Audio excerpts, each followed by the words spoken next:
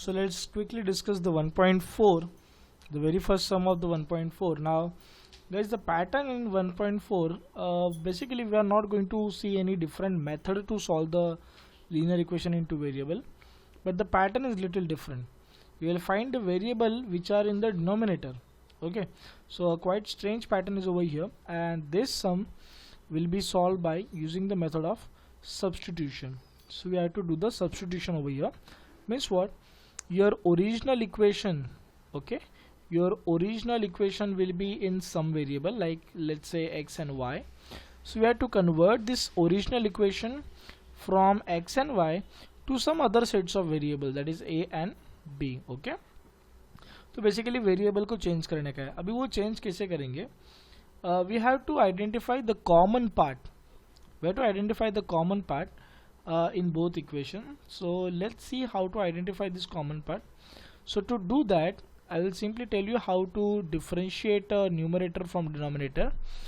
If this is a fraction we are having, and if I want to differentiate the numerator, मैंने numerator को अलग करने का है, तो numerator को अलग किया और into लिया यहाँ पे by 4. अभी ऊपर क्या रहेगा? 1. ठीक है, so 3 बन जा ताकि आपको आंसर फिर से क्या मिल जाए? 3/4. So this is how we can separate the numerator part from the whole fraction. So the same operation we have to do over here. So I will separate the 2. So यहाँ पे बचेगा 1/x. Similarly I will separate the 3. तो यहाँ पे बचेगा 1/y is equals to 15. The same thing I can do over here. I can separate the 8. Sorry, I will get this kind of thing, 5 then up into 1/y. And the 77 is here. Okay, and now you can easily identify the common part. You see 1/x in equation number 1, 1/x is also here, right? So this is the common part. And again, if you will see the 1/y, which is in the equation number 1, and 1/y it is there in the equation number 2 also. So how to do the substitution? Let's see. We will take the common part. So we will say let's 1/x, okay, since 1/x is appearing in both equations, so 1/x is equals to a, okay, and we will say 1/y is equals to b. So basically what we are doing, we are changing the sum from x and y into the a and b. okay, sum को हम लोग दूसरे variable में लेके जा रहे हैं. क्यों? बिकॉज ये जो करंट पैटर्न है उसको इस करंट पैटर्न में रख के सॉल्व करना इज लिटिल डिफिकल्ट. ओके, वो प्रॉपरली सॉल्व नहीं होगा, तो that's why we are finding the alternate ways by doing the substitution. चलो let's say without doing time pass let's go ahead. अभी यहाँ पे ए जाएगा ना, मतलब यहाँ पे जाएगा ए, यहाँ पे जाएगा बी, फिर यहाँ पे जाएगा ए और यहाँ पे जाएगा बी. तो चलो after substitution this will look like 2 into a minus this will look like 3 into b is equals to 15. Your answer will be 2a minus 3b is equals to 15. So this is your new equation that you got, equation number 3. And similarly you can transform this equation as 8 into a plus 5 into b is equals to 77. After multiplication you will get 8a plus 5b is equals to 77, and serially you will name it as equation number 4. okay, so now if you will observe guys, you are having these two equations with you, okay, which are looking quite normal. Means you can solve these two equations, that is equation number 3 and 4, by our regular steps, right? You can solve these things. So let's solve this. Since this is the very first sum, so I'm going to solve this thing. Okay, so I will be having 2a minus 3b is equals to 15. Yeah, but I'm not going to solve in that much detail.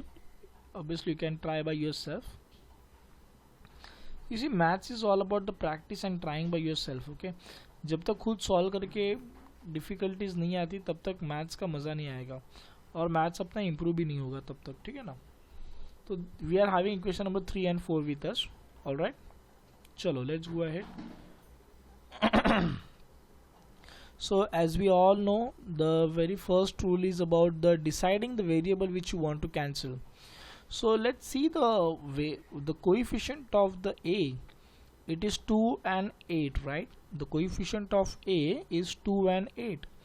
तो यहाँ पे 2 और 8 इनको equate किया जा सकता है. चलो 8 तो नहीं हो सकता, लेकिन 2 तो हो सकता है ना. अगर मैं 2 को 4 से मल्टीप्लाई करूँ तो वो अपने आप क्या बन जाएगा, मतलब 8 बन जाएगा, वो 8 बन जाएगा. तो कोएफिशिएंट सेम हो सकता है. ठीक है. अच्छा, इसमें मैं और एक चीज़ घुसा देता हूँ, थोड़ा सा डिफ़िकल्टी लेवल और एक्सप्लेन करने के लिए, कि किसी स्टूडेंट ने बोला कि सर नहीं सर मुझे तो बी कैंसिल करना है, आप कुछ भी करो मुझे तो बी ही कैंसिल करना है. तो बी का कोएफिशिएंट यहाँ पे दे रखा है 3 और यहाँ पे दे रखा है 5. अभी आपको पता चलेगा कि यार ये 3 को किसी भी नंबर से मल्टीप्लाई करो, ज़िंदगी में कभी वो 5 बनने वाला नहीं है. और 5 को किसी भी नंबर से मल्टीप्लाई करो तो ज़िंदगी में वो कभी 3 बनने वाला नहीं है. यानी कि इनको आपस में इंटर कन्वर्ट, क्या वर्ड बोला मैंने, इंटर कन्वर्ट नहीं कर सकते. ठीक है. तो ऐसी जगह पे हम लोग क्या करेंगे, कुछ नहीं, इनको क्रॉस करेंगे. मतलब क्या कि इफ इसको हम लोग मल्टीप्लाई करेंगे बाय 5 और इसको हम लोग मल्टीप्लाई करेंगे बाय 3. ठीक है. अगर मुझे बी के साथ डील करना है तो ही. तो चलिए एक काम करते हैं हम लोग, नहीं एक्चुअली अपन ए से करेंगे तो ज़्यादा बेटर रहेगा. ठीक है. देखिए जैसे मैंने दोनों ऑप्शन बताया, ए से भी कर सकते हैं बी से भी कर सकते हैं. ठीक है. तो ये वाले सब में अपन ए से कर लेते हैं. तो यहाँ पे सबसे पहला पॉइंट क्या आएगा कि मल्टीप्लाई इक्वेशन नंबर, देखो यहाँ पे हम लोग 2 को 4 से मल्टीप्लाई कर रहे हैं, यानी कि यहाँ पे 4 से मल्टीप्लाई करने वाले, तो अकेले को करके नहीं चलेगा, पूरे इक्वेशन को करना पड़ेगा. Multiply equation number 3 by 4. तो ये इक्वेशन पहले लिख ले हम लोग, 2a minus 3b is equals to 15. फिर यहाँ से ये 4 से मल्टीप्लाई होगा, 2a माइनस 3b, और इधर भी ये 4 से मल्टीप्लाई हो जाएगा. ठीक है. ये आंसर क्या देने वाला है देखिए आप, 4 2 ज़ा 8 आएगा, 4 3 ज़ा सॉरी ये आएगा 12b और ये आएगा 60. तो ये आपका बन गया इक्वेशन नंबर 5. ओके.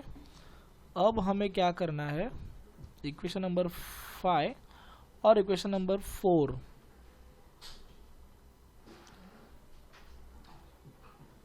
ठीक है, इसके साथ हम लोग को डील करना है.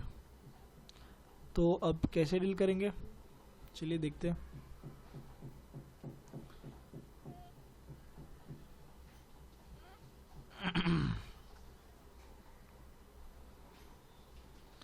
क्विकली बता देता हूँ मैं. ये अपना फर्स्ट सेकेंड रूल हो गया. अभी हम लोग थर्ड रूल लगाते हैं जो कि साइंस के बारे में होता है. तो यहाँ पे साइन इसका प्लस है, इसका भी प्लस है, तो हम लोग क्या करेंगे, सब्ट्रैक्शन करेंगे. ठीक है. तो मैं सब्ट्रैक्शन वाला पार्ट यहाँ पे दिखा देता चाहिए. तो कैसे लिखेंगे अपन, सब्ट्रैक्ट इक्वेशन नंबर 5 फ्रॉम 4. ठीक है. 5 फ्रॉम 4. ठीक है. तो इसका अरेंजमेंट कैसे आएगा सबको पता है. ठीक है. 8a plus 5b is equals to 77, और यहाँ पे आएगा 8a minus 12b is equals to 60. यहाँ पे माइनस देंगे, इन लोगों का साइन चेंज होने वाला है. This will become minus, this will become plus, this will become minus. तो ये तो कैंसिल हो जाएगा, इसका आंसर आएगा 0. ये +5 और +12 ये ऐड हो जाएगा और इसका आंसर आने वाला है 17b. ठीक है. और इसमें कितना आंसर आएगा, इसका भी आप देखेंगे प्लस और माइनस सब्ट्रैक्शन होगा और आंसर आएगा इसका 17. ठीक है. तो यहाँ पे 17b इज इक्वल्स टू 17. तो 17 वहाँ पे गया, तो b का आंसर कितना आएगा भाई, b का आंसर आएगा 1. ठीक है. b का आंसर अपने को मिल गया. चलो अभी b का आंसर मिलने के बाद हम लोग को a भी तो चाहिए. तो देखिए a और b वाले कौन से इक्वेशन है, फाइंड द a और b वाले इक्वेशंस. तो देखिए ये इक्वेशन नंबर थर्ड बड़ा प्यारा सा सिंपल सा इक्वेशन लग रहा है, तो उसमें पुट कर देते हैं। तो यहाँ पे हम लोग लिखेंगे, ऑब्वियसली देखो हम लोग के पास बी है ना, अभी बी से ए निकालना है, तो ऐसे इक्वेशंस ढूंढो जिसमें ए और बी दिखते हो, ठीक है। तो इक्वेशन नंबर 3 में देखो ए और बी है तो वो चल जाएगा, put b is equals to 1 in equation 3, ठीक है। So 2a minus 3b is equals to 15, alright. ये गया वैल्यू b का, क्या आ जाएगा यहाँ पे 2a minus 3 is equals to 15, ये -3 वहाँ पे जाएगा तो आंसर क्या आएगा, प्लस हो जाएगा ना, वो 15 प्लस 3 हो जाएगा तो वो 18 हो जाएगा बेसिकली। तो 2a इज इक्वल्स टू 18, और फिर ये a डिवीजन में चला जाएगा तो a का आंसर आएगा 18/2 माने 9, ठीक है। तो यहाँ पे अपने को a और b का वैल्यू मिल चुका है अभी, ठीक है। लेकिन यहाँ तक सम सीमित नहीं है, इसके आगे देखेंगे क्या होता है। सो अभी अपने पास a और b का वैल्यू है, लेकिन यहाँ पे सम सीमित नहीं है क्योंकि हम लोग का ओरिजिनल सम किस में था, x और y के टर्म में था। तो हम लोग को फिर से सब्स्टिट्यूशन याद करना पड़ेगा। हम लोग बोलेंगे कि but a and b are not our original variables, ठीक है। ये हम लोग को बोलना नहीं है, मैं बोल रहा हूँ खाली, but 1/x is equals to a, ठीक है। तो यहाँ पे क्या करेंगे हम लोग, वैल्यू पुट करो a का, that is 9, okay. Simply interchange कर सकते हो आप, तो ये 9 नीचे आएगा, x ऊपर जाएगा, तो मिलेगा आपको 1/9। तो ये मिल गया आपको x का वैल्यू। उसी तरीके से 1/y is equals to b, तो यहाँ पे b का वैल्यू है 1, इंटरचेंज करो, ये 9th स्टैंडर्ड में था 4th चैप्टर में अल्टरनेटिव रूल, 1/1। अच्छा 1/1 मतलब क्या होता है, 1 ही होता है, ठीक है।